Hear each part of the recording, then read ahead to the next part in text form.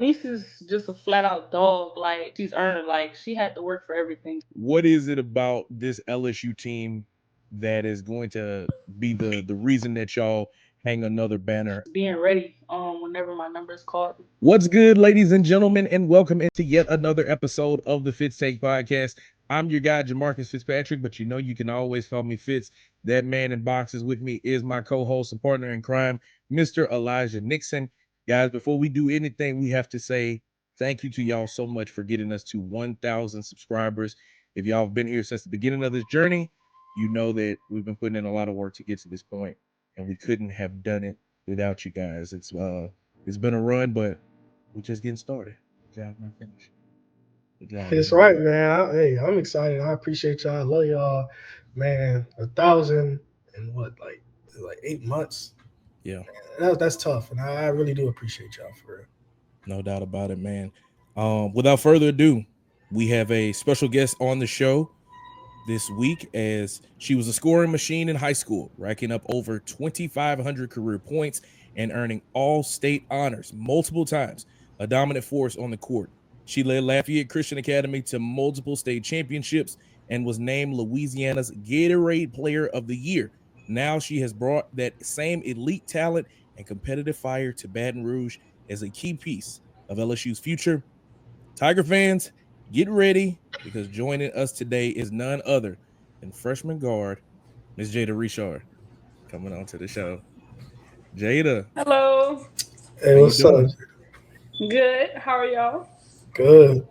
Jada, I guess for starters, this being your freshman year, coming from, a winning program like Lafayette Christian and now coming to another winning program like the way LSU has positioned themselves, what has been kind of your biggest transition as you look at the high school game versus the college game? Yeah, I would definitely say the speed of the game. It's a lot faster. Everybody's bigger, faster, stronger, and then especially coming to the SEC. Arguably the toughest conference in college basketball. So I mean, it's been a tough adjustment, more so mentally than physically. Just always remembering and just staying confident in who you are. No matter what, don't compare your success to anyone else. So yeah, I would definitely say the speed of the game, and then like just the physicality. Now, what has been the biggest adjustment for you? I know you just talked about it. Is it the game itself, how you play it, learning how to just be in that team role, balancing both the student life and the athletic side? Like, what has been the biggest adjustment for you? Yeah, I think for me, it's honestly just been like mentally, just remembering, like I said, just to stay tough, like no matter what. Like this season has definitely taught me mental toughness, and then also how important like the point guard role is in general. Like in high school, it was kind of just hooping, like whatever the team needed. But in this instance, like you really have to be the floor general. You have to put people where they're supposed to be, and you really are the heartbeat of the team. So just building that mental toughness as a freshman, because I'm not treated like a freshman on the team, which is to be expected. I mean, I'm the only one, so I can't be the last one, if you get what I'm saying. So, yeah, just mental toughness. You mentioned about how the point guard has to be the floor general and make sure that everything is flowing correctly. I know that's even tougher because, your head coach and Kim Mulkey play point guard. So, like, how has that been, kind of almost transitioning a little bit of your game where you still looking to score, but like you're looking to set other players up to make sure that they eat as well? Yeah, nah, being on a team like this, especially, I mean, I'm playing alongside the best players in the country, so not necessarily scoring is the best attribute that the team needs at the time. Maybe the team might need a floor general or a leader on the court just to lead people and tell people where to go. So, I mean, when you're playing alongside Flaugier and Michaela and Nice, like these people who can just score the ball, just flat out score the ball, you have to have that type of balance in a point guard to be able to just let people know, like, hey, I got your back and I know you have mine. So, yeah, that's really important. Now, Jada, you got a deep bag yourself for getting in scoring and doing things like that. But I know you got some, like you said, you have some guys with Michaela, Flage, Aneesah. What have you learned from them that you want to put in your bag that you've seen this year from your freshman year?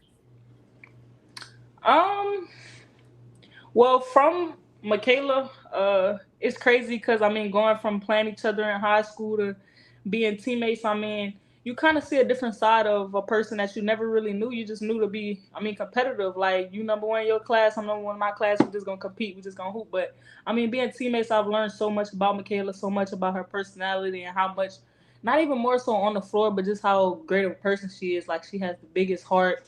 She would give everything if she have to. Like, she's just an overall great person. And the same with Flau'jae. Like, I don't know if y'all had seen, but she gifted us like Louis Vuitton bags, Prada bags, like Gucci bags, like just things like that.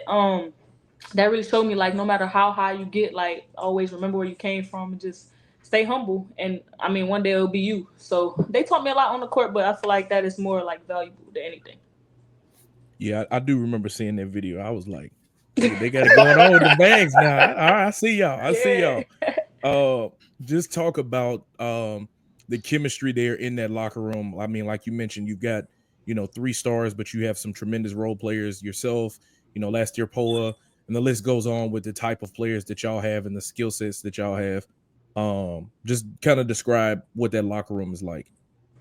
Yeah, it's a lot of balance, but also a lot of, I feel like we hold each other accountable. I feel like coming from like winning program, coming from high school, I feel like I know how to win, and just being around other winners. Like, we all have different things that we bring to the table, but I feel like the hardest part is just putting them all together. Like, we have a lot of dominant personalities with a lot of people that, stick behind the scenes and kind of do the behind the scenes work, but just putting all the personalities, all the skill sets together, like, that's what we really been working on, and I feel like it will just all come together at the right time. And speaking of coming together at the right time, you guys had a exit in the SEC tournament, but now you get to take your attention to the NCAA tournament. What has been the morale right now after that, and trying to get ready to win this whole thing? Yeah, we just everybody's back healthy. We have our full roster. And I just feel like the biggest thing for us is just taking it game by game. I feel like a lot of people tend to get ahead and think towards UCLA or, just someone further up. And I just feel like just taking it game by game, that's really what we had to learn, not looking past Florida or Alabama in the SC tournament just to get to the South Carolina or the Texas. Like, just taking it game by game and then just focusing on the opponent in front of us. With that in mind, like, how much has playing in the conference like the SEC, where y'all got some dominant programs that are in that conference alone, how has that prepared y'all to go on this potential deep NCAA tournament run? I feel like, honestly, we're prepared for anything. No one really knows, like, what it's like in our practices or in our pregame speeches or even in the games. Like, no one really knows the inside. So I feel like we've been prepared mentally and physically among each other to just go through anything, honestly. Like, I feel like we've gone through so much this season, not even with our losses, but just like in general. So it's kind of helped us gel as a team, and I feel like I said, everything will just come together at the right time. That's right, man. And this the tournament, baby. This is what legends are made right here, Jada. How Nah, now for for real. you to be for your freshman year? How excited are you right now to be a part of this tournament run that you guys are potentially about to go on? I'm pumped. I'm really excited. I've never experienced anything like this, and even in the SEC tournament, like, I wouldn't say it was starstruck, but it was kind of like surreal. It was a surreal feeling of just being on that stage, playing on that court, just seeing players that I used to watch. Like, I used to watch people on TV, and now just being in the same vicinity as them, playing on the same courts. Like, it's just crazy. So I'm super pumped. I'm excited, just ready to fulfill my role and whatever that may be. Let's take a step back for a moment. You mentioned about how you were the number one player, um, coming out of high school. What was that recruiting process like for you? To have to kind of go through some of the things and have a lot of those expectations, especially in their recruiting class. What was your recruiting process like coming out of high school? Um, I feel like I really didn't get a lot of attention until, I want to say, either my sophomore summer. I think going into my junior year, I was being recruited by a lot of mid majors, and I figured it was because I really didn't play on the circuit. Like, I didn't play EYBL, I didn't play, on one of those brand teams, and really that's just stemmed from who I was as a person. I feel like if I started with a certain program, I kind of wanted to stick it out with that program. And I just helped build Louisiana United into like a very just culture based program, and I didn't want to leave my teammates behind to kind of be selfish in a sense, like so. Yeah, eventually we got with a schedule that we really played all the same teams, all the EYBL teams, all the teams that had ranked players and stuff. And so that's how I started building my brand really and getting seen by all those top coaches and, Power 5 based schools. So, yeah, it's kind of what it was like. It was kind of slow at first, but I mean, turned out for the better. And I'm happy that you said that. It was kind of slow, and then you never gave up after getting. Right. If you could tell these young ladies that's coming up after you, what did it take? What did it take for you to believe in yourself and to get you to the level that you wanted to be at?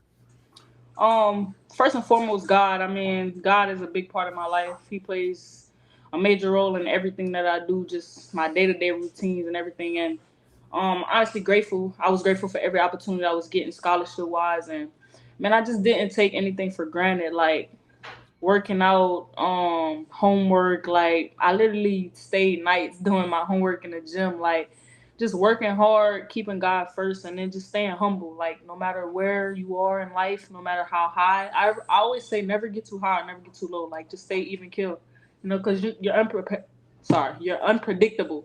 So yeah, just staying humble, keep God first, and just work hard.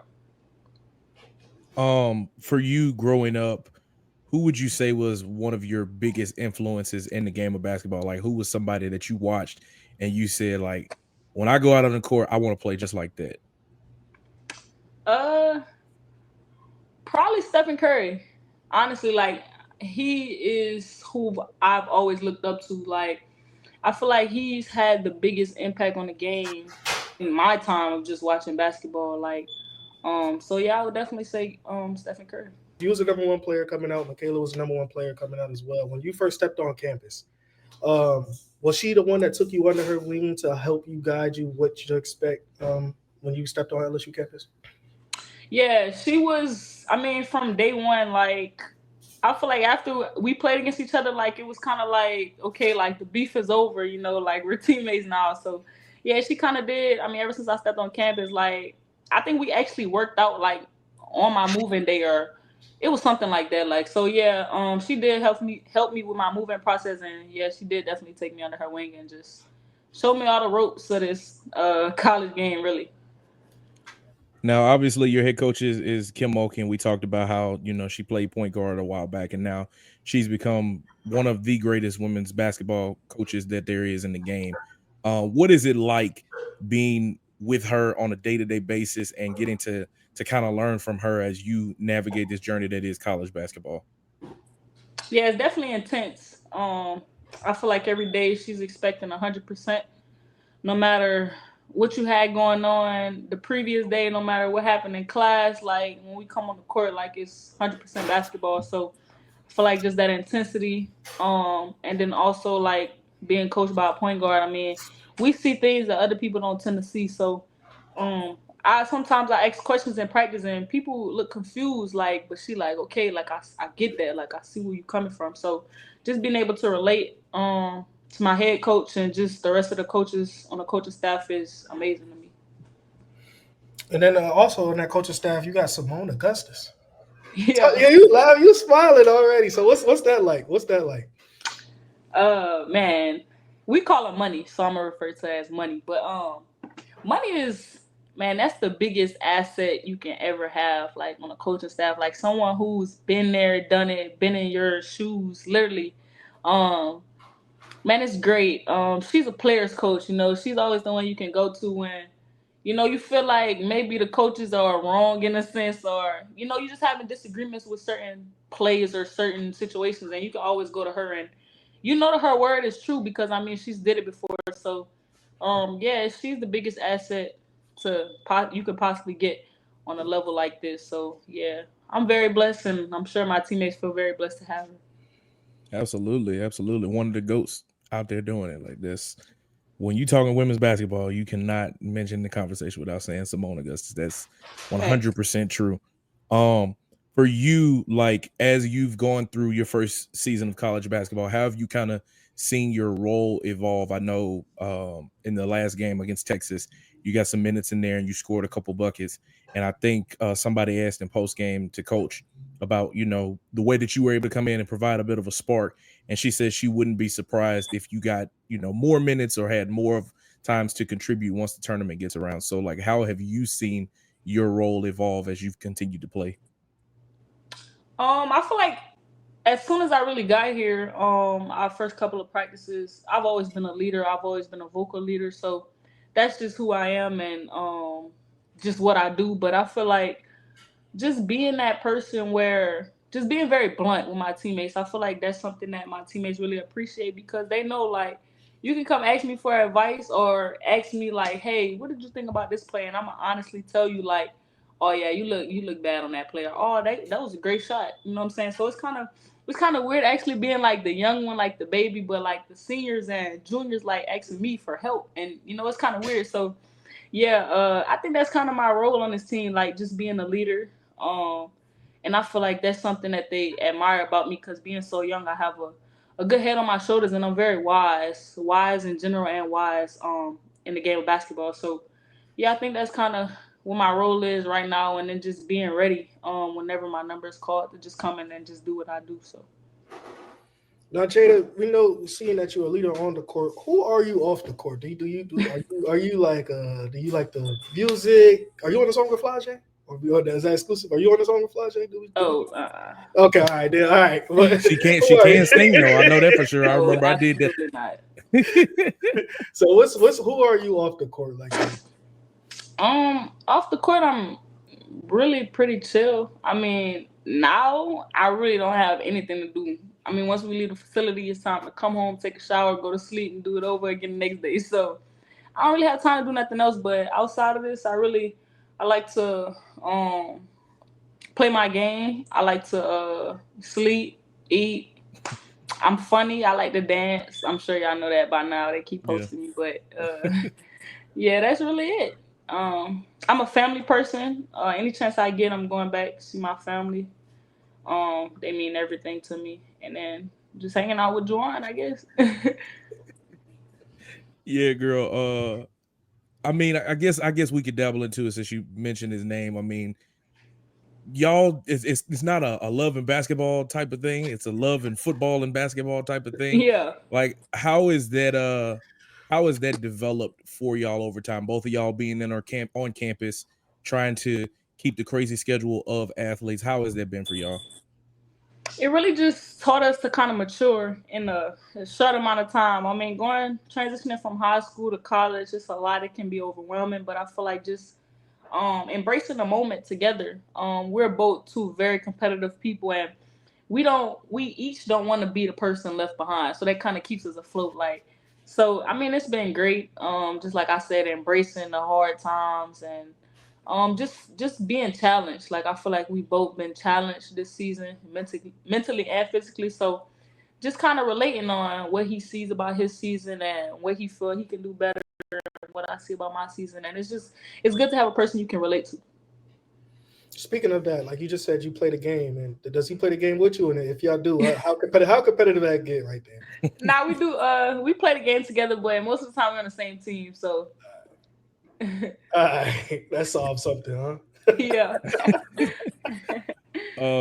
For you, college basketball is such a grind, and there's a lot of times, especially when you're, first getting into college, where you're just trying to figure it out. Like, what has been the main thing that's kind of helped you to lock in so much? And like when those days are tough or when those practices feel a little bit longer than usual, what kind of helps keep you motivated and keeps you going?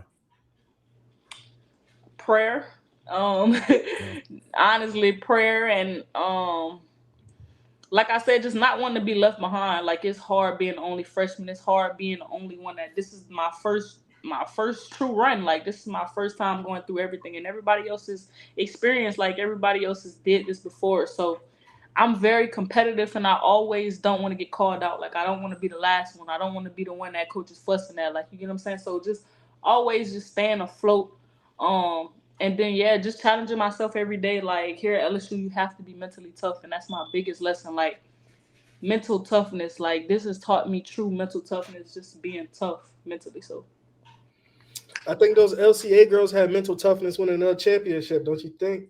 So what's yeah, how do five you times in a row. speaking of that, man, how do you feel, man? They keeping that legacy going after you left. Nah, that's what's up. That's lit. A lot of people say they couldn't win without me. I mean, And they they did did it. it. So yeah, now I'm super proud of them. Just the people that are becoming.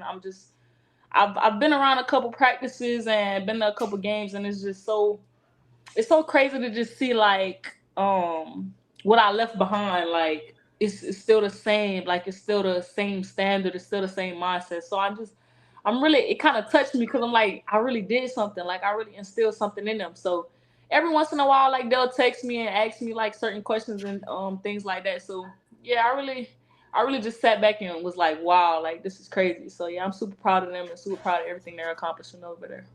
Yeah, you said the standard not changing. Coach Arrow, after we interviewed him, we said, Coach, what you gonna do tomorrow? He said, we right back at it. We're starting all over again, trying to go for another championship. This Yeah, Coach Terrell don't stop, man. That man has a motor.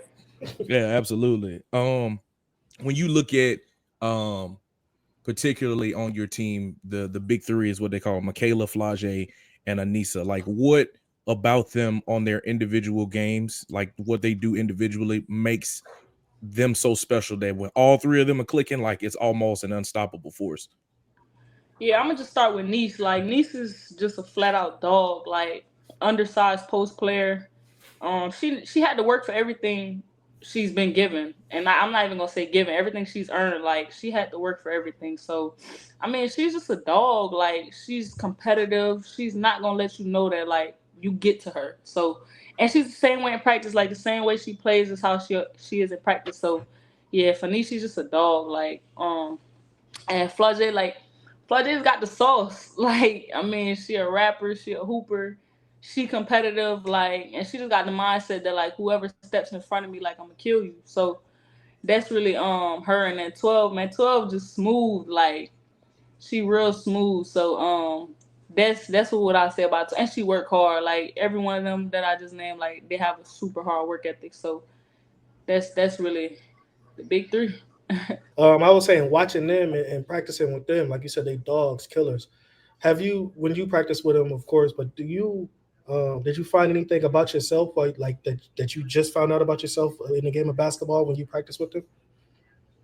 Yeah, for sure. I just noticed like how much of a dog I am. Like I don't take anything into account. They're older than me. They have more experience. Like I feel like everything is just used as an excuse. Like if we hoopers, we just gonna hoop and may the best man win. You know what I'm saying? So I just kind of take like you said, their experience. Like y'all have the experience, and if I can compete with y'all, then I can compete with anybody in the country. So What was kind of your welcome to college moment? Was it the first practice? Was it when you got into the game? What was that moment for you? my first welcome to college moment was actually, I think the day after or 2 days after I moved in. We played ones, and if y'all don't know, it's 1-on-1. And I mean, if you score, you stay on. And I just remember one time, I think I was guarding KG. KG, she the one that transferred from Arizona, I want to say, number 16, KG Gilbert. And I was guarding her, and like she just had hit me, like just bumped me, and I just flew to the side. And I'm like, okay, this what this all about, like. And I was mad. Like I think after that, I went lift weights. I went take some protein and everything. Like I was hot, like, cause that really like irritated me. Like she just played with me like I was just small. So yeah, I think that was like my first like welcome to college. So yeah. Oh, you ain't like that too much, huh? I can't blame her, bro. That But be hey, you don't want that. facts. But to get back onto the other side of that, when did you realize you had their respect? You had those upperclassmen and those players' respect. A couple of days after that, I was like, oh no, I'm not going. I'm not going for this. I'm not even gonna lie to you. And then we played like 2-on-2 or something like maybe the next week. And if y'all don't know, like I'm kind of chill, but I talk trash too. So I had got to just talking crazy. And after we finished playing or whatever, I think we ended up losing. It was me and Miracle against KG and somebody else. And she was like, She was like, man, I really respect that. Like, normally, like, when I talk trash to people, like, they don't say nothing back. But she was like, and you a freshman, like, and you talking crazy. She was like, I respect that. And I was like, you ain't got no choice but to respect it. Like, you know, so I was just talking crazy, and I be talking crazy to everybody. So they kind of know, like, they all respect me the same. So that I just kind of had to fight for my respect, like, you know, especially being only freshman. Like, y'all can't punk me, you know. So yeah. I love it. I love it. I guess one of my Oh, last ones for you, Jada. You know, what is it about this LSU team that is going to be the reason that y'all hang another banner and win another national championship? What is it about this team that makes y'all a championship program? I think just our drive. Like every one of our players on the roster is competitive. Like I said, like no one wants to be left behind. No one wants to be on the bench. No one wants to be the one that messes up. So just our competitive edge, our competitive drive. We all want to win. We all want to be on the same page, and I feel like, I mean, when you're competitive and you want to win, it's just going who is tougher, you know. And so I think that's really it. Like we all just want to win. now my last question for you. I'm gonna need your help. Okay. All right. So who can you see on this podcast that we can interview next? And whoever you say, you got to help us get them.